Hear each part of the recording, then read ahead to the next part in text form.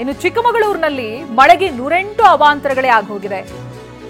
ರಸ್ತೆಗಳು ಕೆಸರು ಗದ್ದೆ ರೀತಿಯಾಗಿದೆ. ಟಿಟಿ ವಾಹನವೊಂದು ಸಿಕ್ಕಾಕೊಂಡಿದೆ. ಇನ್ನು ಜೆಸಿಬಿ ಸಹಾಯದಿಂದ ಟಿಟಿ ವಾಹನವನ್ನ ಎಳೆದಿದ್ದಾರೆ ಸ್ಥಳೀಯರು. ಚಿಕ್ಕಮಗಳೂರು ನಗರದ ಲಕ್ಷ್ಮೀಶ್ ನಗರದಲ್ಲಿ ನಡೆದಿರುವಂತಹ ಘಟನೆ. ಮಳೆಗೆ ಚಾಲಕನ ನಿಯಂತ್ರಣ ತಪ್ಪಿ ಬಸ್ ಅಪಘಾತವಾಗಿದೆ.